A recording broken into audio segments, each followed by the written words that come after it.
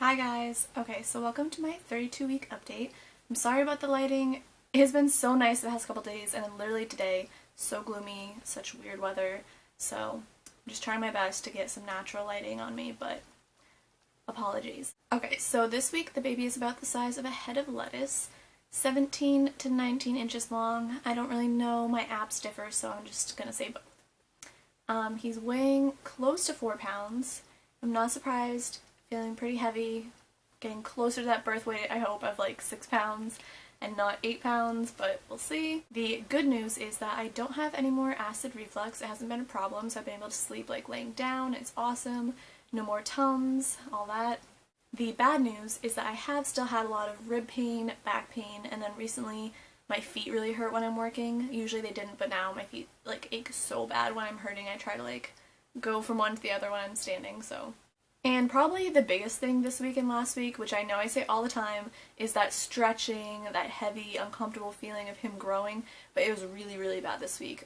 Sunday, I worked and it was so uncomfortable the whole time I was at work, which usually doesn't happen.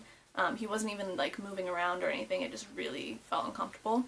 When I got home, he was moving around and it hurt so much. Like above my belly button, it feels bruised basically. And he would kick, like that's exactly where he's always putting his feet.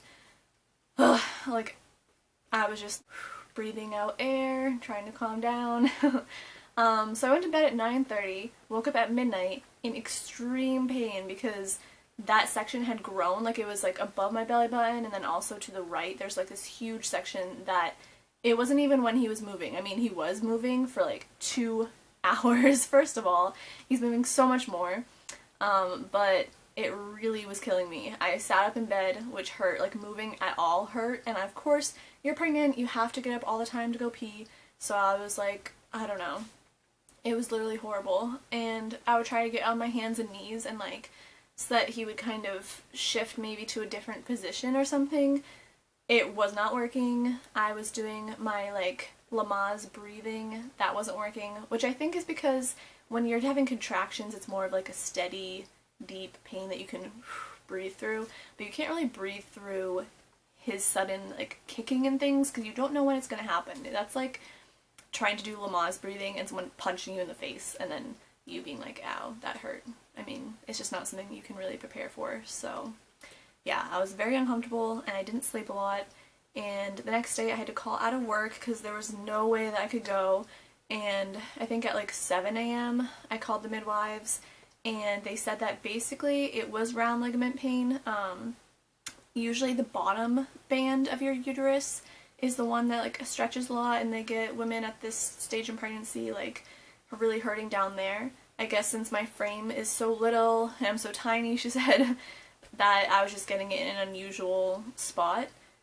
So she basically said, yeah, I had to be on like better couch rest for the day, put warm washcloths on my stomach to try and ease that, because it's like the band up at the top was overstretched and spasming, I guess. So yeah, I did that. It was really boring. Like, I don't like sitting home all day, not working. There's just not enough Netflix or Hulu for me. So yeah, that was boring, and I also did icy hot. So if that happens to you, do icy hot. And by the end of the night, it did feel, you know, a little bit better. So I was able to work the next day and stuff, but I hope it doesn't happen again. I mean, he's getting like half a pound every week, so it could happen. There's no room in my tiny body for him.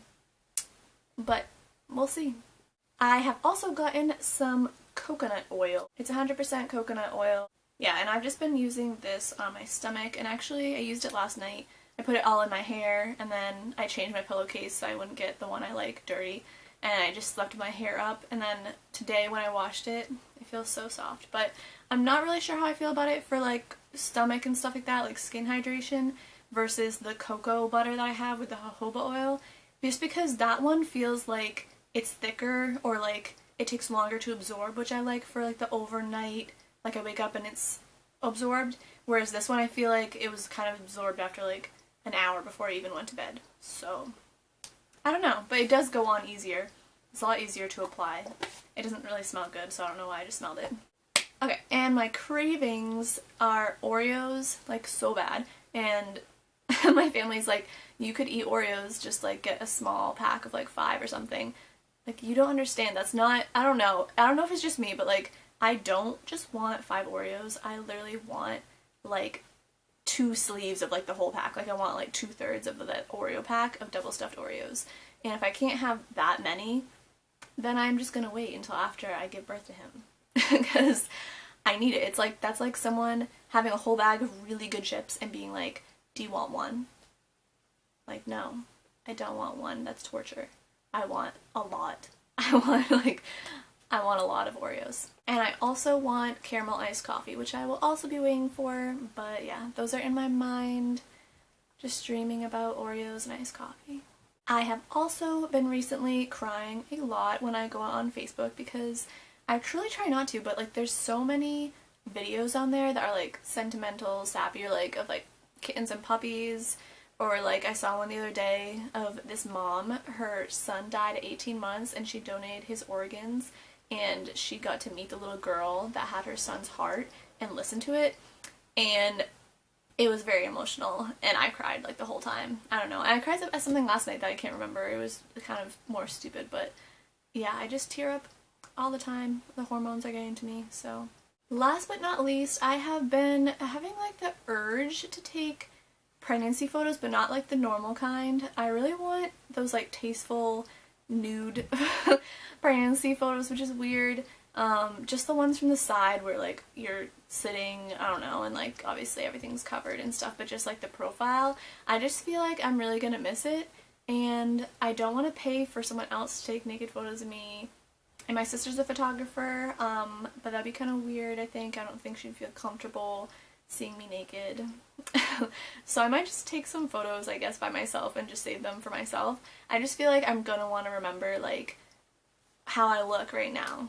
I just think, even though from the front, I don't know, like there's certain days I just feel so like a beached whale and stuff, but other times I'm just like, gosh, feeling so beautiful with this like all these curves. I don't know. So if that's something that you also think about, let me know, because that's just something that's like in my mind whenever I think of like the Kardashians and other people I've seen, like celebrities who have those photos. I think they're beautiful. Now I'm just going to insert the baby's heartbeat from my last visit. So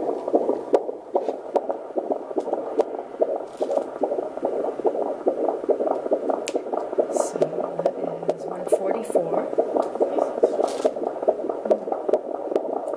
And last but not least, the bump shot. From the front and the side. From the front and from the side. Okay, so that's it. Just don't forget to subscribe if you're not subscribed, to like if you enjoy my updates, and to check out my like baby Instagram in the down bar because I do put bump shots and stuff on there. So, see you guys later.